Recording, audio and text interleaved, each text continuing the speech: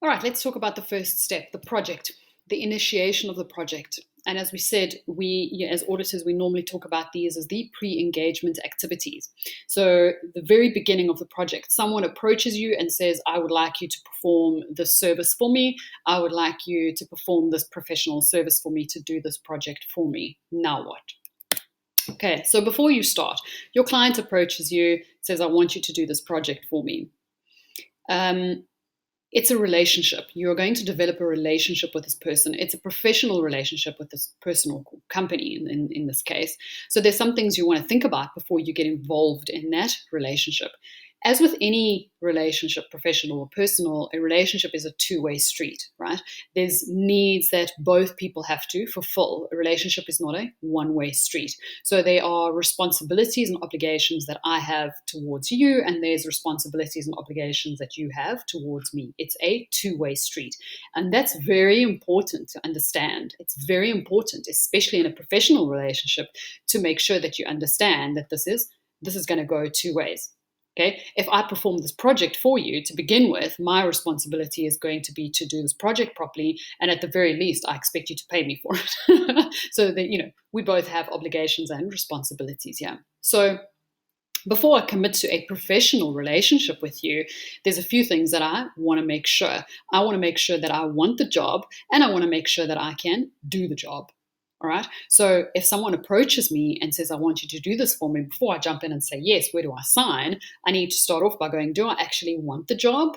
And can I do the job? I shouldn't be taking on jobs where I don't have the competence to do it. I don't have the staff. I don't have, I don't actually know what I'm doing. I shouldn't be taking on jobs that I don't know what I'm doing. So there's two things that we need to be aware of before we sign on the dotted line and take on audit projects.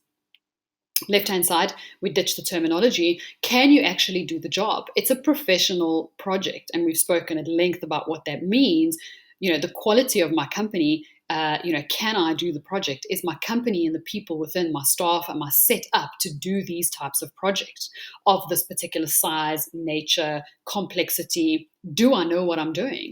Does my staff, my company, am I set up? Do I have the infrastructure, the size, the capabilities, the competency to actually do the job? Right?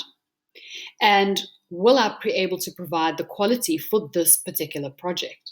So is my company set up properly in order to be able to do these types of things? And will I be able to do this for this particular project? Can I actually do the job?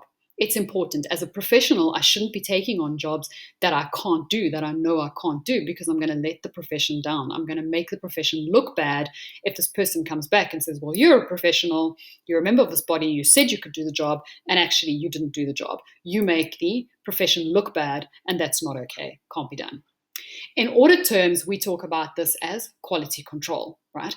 And there's two levels that we need to assess and make sure before we think about this or before we take this job on: firm-wide quality control, and for this particular audit, exactly the same thing. The quality of my firm, is my firm and my company set up to do the job, firm-wide quality control, and can I do this particular job? You'll notice I've put two little numbers in there because those are the standards. Those are the guidelines that specifically talk to this area: ISQC1 and ISA 210, and we'll go into details there. So can you do the job? And secondly, should you do the job? Now, as a professional, if I'm getting into a professional relationship with you, I want to make sure that, that I should be doing this job. So should I do the job?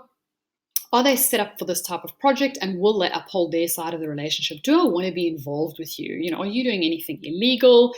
Does this actually match? Are you doing what you say you should be doing? And will you uphold your side of the bargain? Will you actually pay me? If I have to perform a project for you, I'm going to need information from you. Are you prepared to give that to me? Can you give it to me? Is your stuff in a complete, absolute mess, and I'm expected to make sense of this? There's certain responsibilities that you have, and there's responsibilities I have. I know I can do the job. I want to make sure that I know you can do the job. Okay. So for auditors, we talk about those as preconditions.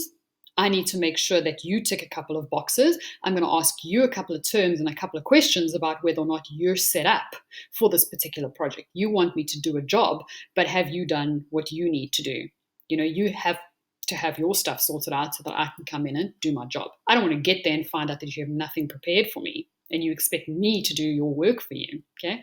So preconditions, there are conditions, terms and conditions that I have to verify before I'm prepared to say I'll take on the job. And agreeing the terms of the engagement, it's a contract. Okay, there's a contract, and we need to make sure that we agree on those terms. So we'll sit down, we'll write out a contract. We call it an engagement letter, our contract, and we make sure that we're both happy, that we agree what your responsibilities are and what my responsibilities are, and we agree the terms and conditions of that engagement. So before we take on a job, before we initiate the job, can you do the job, and should you do the job?